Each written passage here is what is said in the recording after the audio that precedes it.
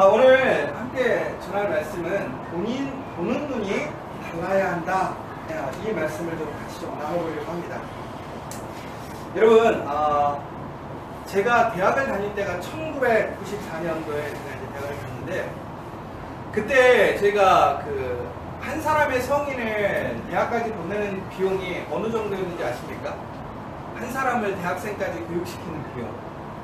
보통 우리가 1억 이렇게 얘기를 했습니다. 그래서 한 사람을 대학생으로 까지 공부시키는 비용이 1억이에요. 그런데 그때 만약에 어떤 부모님이 이 아이에게 공부를 시키지 않고 1994년도에 삼성전자 주식을 1억 원어치 사줬다고 생각해 보십시오. 그럼 여러분들 그 부모에 대해서 여러분들 어떻게 판단하시겠습니까? 애가 대학 가겠다고 하는데 너는 대학 가지 마. 내가 그 대신 삼성전자 주식 1억 원어치 사줄게. 자, 그럼 여러분들 그 부모를 정말 현명하고 지혜로우신 분이군요. 참 훌륭하십니다 라고 하시겠습니까? 아니면 어떻게 부모가 애가 공부하겠다는데 그 주식 삼성전자 1억 원어치 사주겠냐 이렇게 얘기하시겠습니까? 그런데 놀라운 것은 지금 어제죠. 어제 기준으로 하자면 삼성전자 주식이 한 주에 얼마인 줄 아십니까? 한 주에 250만 원. 제가 알기로는 1994년도에 삼성전자 주식이 6만 원에서 10만 원을 왔다 갔다 했었대요. 근데 그때도 한번 거품이라서 10만 원이 돼서 이제 거품 꺼진다. 다 팔아라. 이런 순간이었어요. 1994년도가. 그러면 1억 원어치의 주식을 사줘서 그 아들이 오늘 갖고 있다면 그 돈이 얼마인지 아십니까? 25억입니다. 아마 우리가 생각해보시면 알겠지만 한 사람이 직장을, 그것도 아주 좋은 직장을 다닌다 하더라도 아마 평생 일해도 25억을 벌지 못했을 거예요. 그러면 그때 만약에 누군가는 그 1억어치의 주식을 사서 지금도 팔지 않은 사람이 있다는 거죠. 그러면 그 사람은 25억이라는 그 어마어마한 자산을 갖고 사는 것입니다. 근데 여러분, 아마도 그 시대에 대학을 포기하고 25억이라는 돈이 생길 거라고 믿으면서 그 주식을 산 사람은 아마 대부분 없을 겁니다. 왜? 우리에게는 그 미래를 볼 수 있는 돈이 없으니까. 그때 25억 될 줄 알았으면 당연히 다 대학 안 보내고 아마 주식 샀겠죠. 저 같아도 대학 안 가고 25억 주식 갖고 지금 공부 새로 시작하면 됩니다. 그렇죠? 또 한 가지가 있어요. 예전에 제가 종종 하던 그 설교 중에 예화인데, 알래스카도 마찬가지인 것입니다. 여러분 잘 아시겠지만 알래스카는 러시아의 땅이었습니다. 얼음으로 뒤덮인 땅. 그런데 이것을 미국의 이제 시워드라는 국방장관이 협상을 통해서 이제 미국이 그 알래스카를 사게 됩니다. 그때가 미화로 얼마냐면 720만 달러. 이제 현재로 치자면 16억 700만 달러 정도의 가치가 된대요. 그러니까 우리나라 돈으로 환산하자면 1조 9,413억. 그러니까 2조의 알래스카를 산 거예요. 그런데 그때 이 알래스카를 살 때에 많은 사람들이 시워드를 욕했어요. 그 얼음덩어리 땅을 왜 사느냐.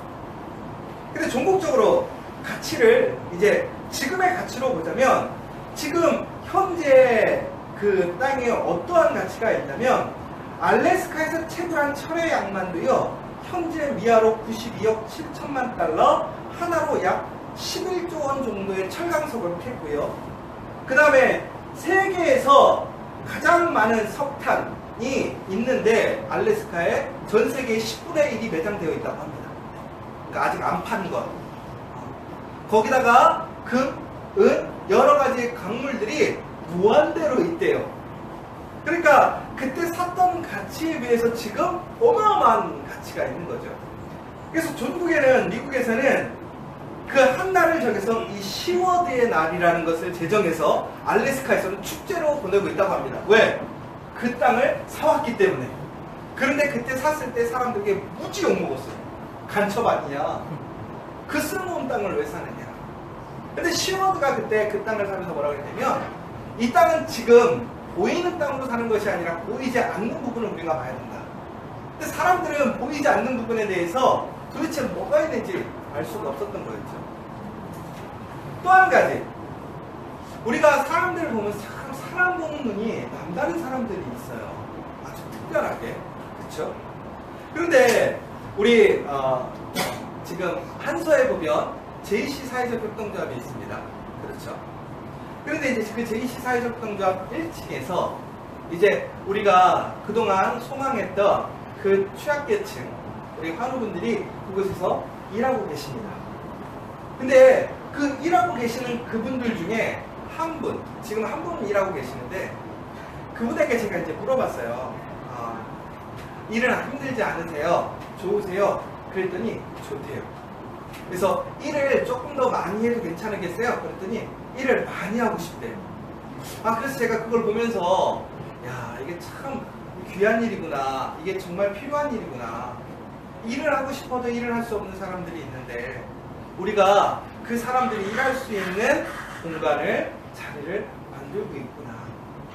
그러면서 이제 제가 물어봤어요.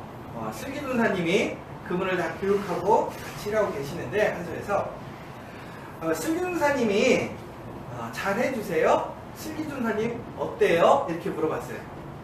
저의 의도는 뭐였냐면 슬기준사님이 얼마나 잘 이렇게 편안하게 해주는가 이렇게 물어본 거였죠.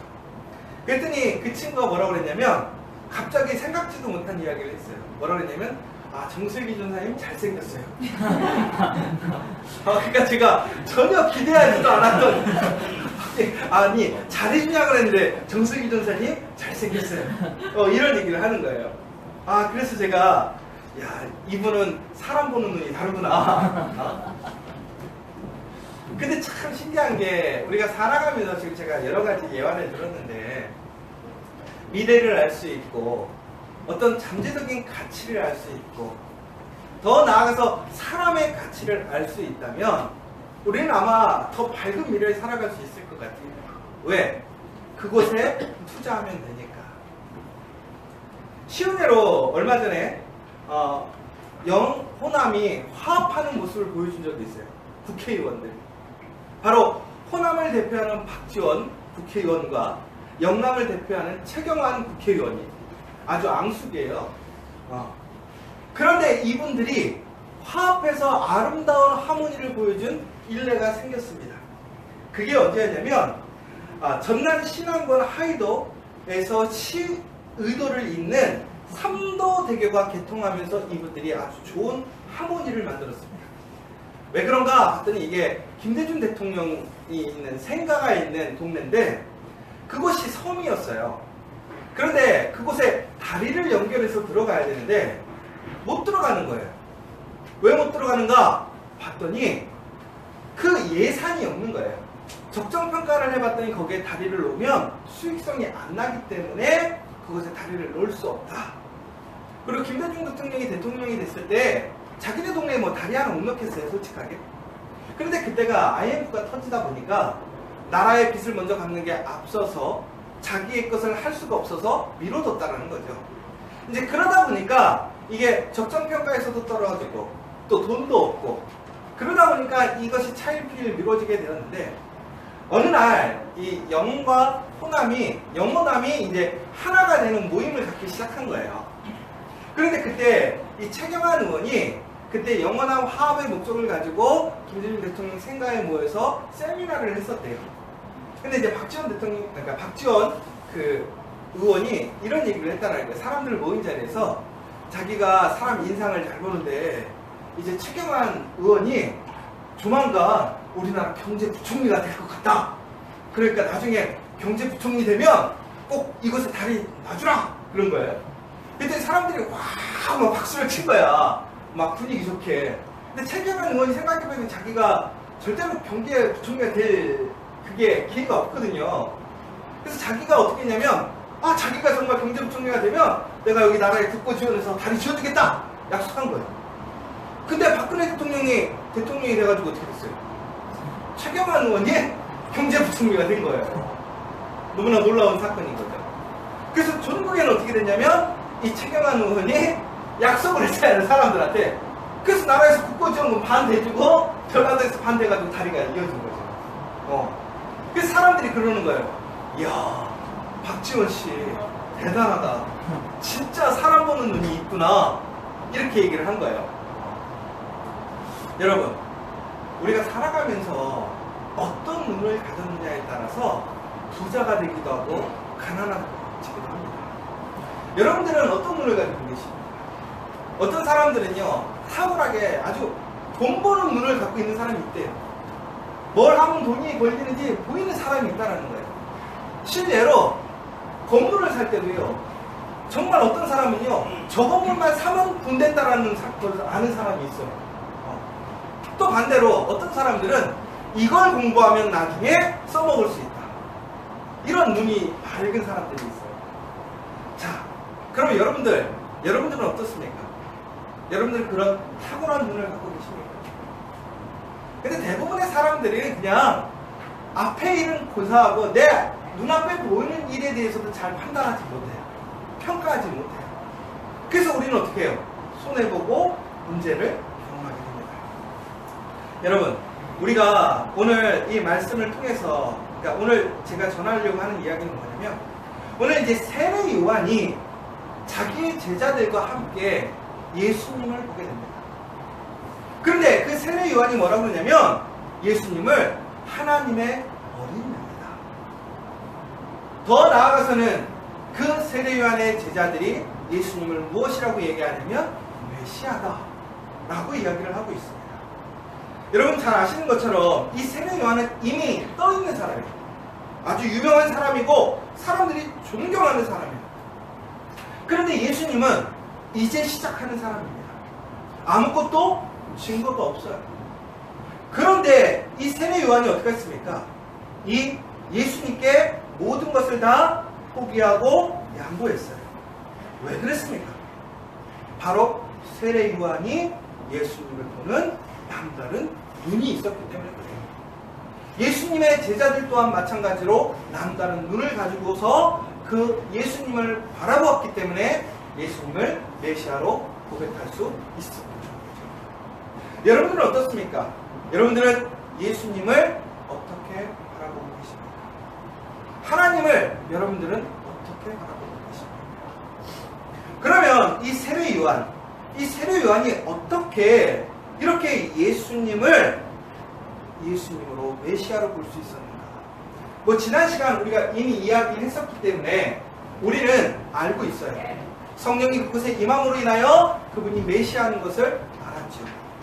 그런데 더 나아가서 우리가 이처럼 더 큰 눈, 미래를 볼 수 있고 하나님의 선명한 계획을 가짐으로 인해서 우리의 미래를 더욱더 하나님의 복으로 이끌어갈 수 있는 방법이 무엇이냐? 여러분, 이 그림이 어떤 그림인지 아십니까? 보시면 한 사람이 칼을 들고 한 소년을 죽이려고 하고 있죠. 근데 여기에 보면 양이 있습니다. 어떤 내용이죠?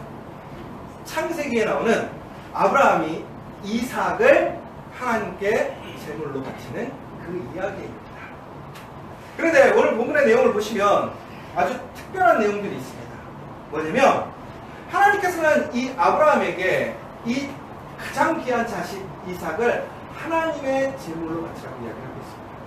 근데 그 그러니까 고대 근동 지역에서는 바로 이렇게 사람을 신에게 바치는 제사가 있었지만 하나님은 결코 사람을 하나님의 제물로 바치라고 한 적이 한 번도 없었어요. 더 나아가서는 이 이삭이 어떤 이삭입니까? 하나님께서 그 아브라함에게 약속하세요. 100살의 기적, 하나님의 약속의 확증, 바로 그 아들이었습니다. 그런데 그 아들을 하나님의 제물로 바치라고 했던 것이죠. 바로 그때에 바로 이 아브라함은 눈을 들어 하나님이 말씀하신 그곳을 바라보고 나아갑니다. 여러분, 우리가 여기서 되게 중요한 게 뭐냐면요, 우리에게 필요한 눈이 뭐냐? 바로 말씀과 약속으로 보는 눈을 가지고 있어야 된다는 거예요. 왜? 우리의 보면 오늘 이 말씀에 보시면 이 아브라함이 보면 눈을 들어 바라봤던 그곳에 무엇을 볼 수 있었을까 한번 생각해 보십시오. 더 나아가서 그가 그 아무것도 약속되어 있지 않을 것만 같은 오직 말씀으로 명령되어지는 그가 눈을 들어 보았을 때에 그는 나아가게 되었고, 또한 하나님께서 눈을 들어 숲을 보라고 했을 때 어떻게 되냐면 하나님의 산 양이 준비되어 있었다는 거예요. 결국 이게 무슨 얘기냐? 우리가 무엇인가 인간적으로 훈련되어지는 그 눈이 필요한 것이 아니라 우리에게 뭔가 다른 눈, 뭔가 더 뛰어난 눈을 갖고 싶기를 원하신다면 먼저 해야 될 것이 뭐냐? 바로 우리는 말씀과 약속으로 보는 훈련을 해야 된다는 거예요. 그러면 우리 눈이 어떻게 되느냐? 보는 눈이 달라진다는 거예요. 여러분 보십시오. 아브라함이 하나님의 그 말씀에 순종해서 나아갔을 때 아브라함에게는 하나님의 말씀 외에는 그가 붙들고 있을 것이 없었어요. 세례 요한이 예수님을 믿었던 이유는 뭐예요? 성령의 인자하심, 더 나아가서는 하나님의 말씀의 예언밖에 없었어요. 그 예언을 통해서 성령이 임재하는 그 사실을 통해서 이분이 메시아구나. 그러나 종국에는 그들이 의지하고 믿을 수 있었던 것, 증거로 내밀 수 있었던 것은 어떤 것도 없었어요. 오직 하나님의 말씀과 약속밖에 없었다는 거예요. 결국은 우리가 보는 눈이 달라야 우리의 인생이 달라지고 변화되어지고 더 나아가서는 더 힘찬 기회를 얻을 수 있는데, 그것은 결국에는 우리가 오직 말씀과 약속을 붙들 때만 우리는 그것을 취할 수 있게 된다. 또 더 나아가서 보는 눈이 달라야 되는데, 이 보는 눈이 다르기 위해서는 어떻게 되냐? 믿음으로 보는 눈을 가질 때에 우리는 다르게 볼 수 있고 더 뛰어난 것을 볼 수 있다는 거예요. 여러분, 아브라함이 이삭을 죽이려 나아갔을 때에 아브라함이 어떤 생각을 했을까요? 정말 하나님께서 아브라함을 통해서 이삭을 죽이게 하실까? 그렇게 믿었을까요? 성경에 보면, 특별히 히브리서에 보면 바로 아브라함은 그가 죽일지라도 하나님께서 다시 이삭을 살리시는 하나님이시라고 믿었어요. 그러니까 종국에는 자기가 죽일지라도 하나님께서 그 이삭을 살리시고 이삭을 지켜주실 거라는 믿음이 있었다는 거예요. 여러분, 세례 요한이 하나님의 어린 양이라고 생각했던 기준이 뭐예요? 성령의 임재하심. 결국은 하나님의 성령을 믿은 거예요. 하나님의 말씀을 믿은 거예요. 결국은 믿음의 눈으로 바라볼 때에 우리에겐 새로운 세상이 열리는 거예요. 새로운 기회가 생기는 것이고 역사가 이루어진다는 거예요. 세 번째는 순종의 눈으로 봐야 된다는 거예요. 순종의. 종국에는 그 순종하는 사람들이 하나님의 말씀을 경험하게 되는 거예요. 순종하지 않았다면 아무리 말씀과 약속이 있어도, 믿음이 있어도 그 증거를 경험해 볼 수 없다는 거예요. 아브라함은 종국에는 그를 죽이려고 했어요. 이삭을. 그러자 하나님께서 그 손을 멈추게 하시고 하나님이 준비하신 제물을 보여주셨어요. 여러분, 세례 요한, 그가 하나님보다, 하나님의 말씀보다 앞서서 그가 구원자가 되려 했다면 결코 예수님을 경험해 보지 못했을 거예요. 그의 모든 주도권, 그의 모든 권리를 포기했어요. 우선권을 포기했어요. 그리고 오직 예수님만이 그의 구원자, 그의 앞길을 예비하시는 메시아인 것을 그가 증거했을 때 결국에는 예수가 정말 이 땅에 오신 하나님의 아들이시고 이 땅을 구원하실 메시아이심을 증거했다는 것을 경험하게 되었다는 것이죠. 사랑하는 여러분, 우리에게 정말 우리의 현상, 우리의 지금 현실에서 나는 정말로 말씀과 약속으로, 믿음으로, 순종으로 우리의 상황을 바라보고 있는지, 더 나아가서는 하나님께서 우리에게 명령하신 그 말씀을 통해서 미래를 바라보고 있는지 우리는 오늘 다시 한번 살펴봐야 될 것 같습니다. 만약 오늘 우리가 정말 이 자리에서 말씀의 눈으로, 믿음의 눈으로, 순종의 눈으로 오늘 우리의 상황을, 더 나아가서 미래를 바라볼 수 있다면 여러분의 미래는 결코 불안하지 않아요. 정말 하나님께서 여러분을 향해서 준비하신 그 놀라운 복이 시작될 것을 여러분 기억하시라는 거예요. 그러기 위해서 우리가 어떻게 해야 되느냐? 단순히 보는 눈을 갖는다고 해서 되는 것은 아닙니다. 본대로 살아갈 수 있어야 된다는 거예요. 그 본대로 살아가기 위해서 우리가 해야 될 것이 무엇이냐? 여러분, 이 제자들이 그 세례 요한의 명령에 말을 듣습니다. 어떤 말을 듣냐면 보시면 두 제자가 그의 말을 듣고 예수를 따르거늘. 우리가 보는 눈이 달라요. 순종하는, 그러니까 말씀의 눈, 믿음의 눈, 순종의 눈으로 보았어요. 그러나 그것을 그대로 지식으로만 갖고 있는 것이 아니라 어떻게 된다는 거예요. 그 지식을 통해서 예수를 만나러 갔습니다. 그러자 그 예수를 만남으로 인하여서 그 예수를 통해서 예수의 삶, 예수의 모든 것을 경험하게 되고 그가 정말 메시아였음을 고백하게 됩니다. 여러분, 왜 우리가 예수를 믿으면서도 왜 예수를 경험하지 못할까요? 만나지 않기 때문에. 만나야 된다는 거예요. 예수를 만나길 소망하고 정말 하나님께서 말씀하신 그 예수가 우리의 구세주이고 메시아인지 확인해 봐야 된다는 거예요. 그런데 이 제자들은 어떻게 한 거예요? 바로 그 세례 요한의 말에 순종하고 그 말을 듣고 예수를 따르게 되었습니다. 그러자 예수님께서는 어떻게 하십니까? 그들을 보시고 그들에게 무엇이라고 하냐면 너희가 무엇을 구하느냐? 그러자 그들이 이야기하는 것은 뭐냐면 내가 당신과 함께 하기를 원합니다. 왜? 확인하고 싶은 거예요. 내가 정말 당신이 메시아인지 아닌지 확인해 보기를 원한다는 거예요.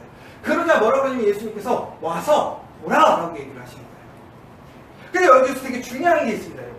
와서 보라라는 그 단어가 여러분 우리에게 가장 중요한 의미입니다. 왜? 이 와서 보라는 것은 결국은 우리가 예수 안에서 증거될 수 있는 것을 너희가 확인하라는 거예요. 예수님께서 나를 보여주겠다고 하는 거예요. 그러니까 여러분 생각해 보세요. 여러분의 모든 것을 다 오픈했을 때 여러분들 사람들이 여러분들을 믿을 수 있는 사람이라고 평가하시겠어요? 아니면 믿지 못할 사람이라고 평가하겠어요? 아마도 많은 사람들은 자기의 부족함, 자기의 은밀한 것을 숨기려고 할 거란 말이에요. 그런데 예수님은 어떻게 하신 거예요? 와서 보라는 거예요.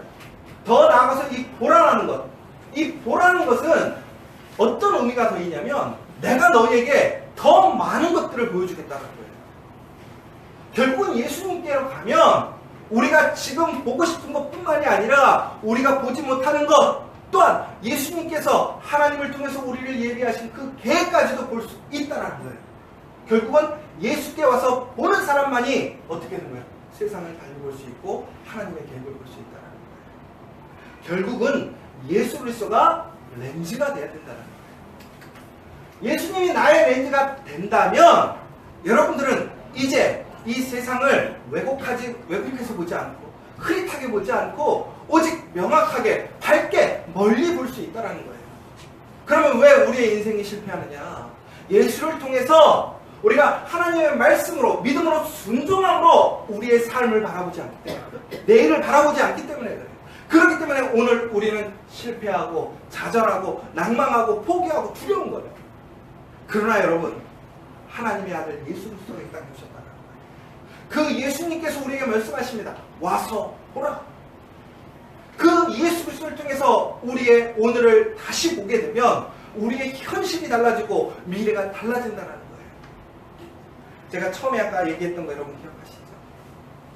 삼성전자의 주식이 25억이 될 줄 알았으면 아마 여기 계신 여러분들 다 빚내서라도 지금 살 거예요. 여러분, 예수님이 하나님의 아들이에요. 예수님이 하나님의 어린아이세요. 예수님이 우리의 구원자이고 메시아이시고 예수님이 우리를 지키시는 바로 하나님의 아들이신 것을 믿으시기 바랍니다.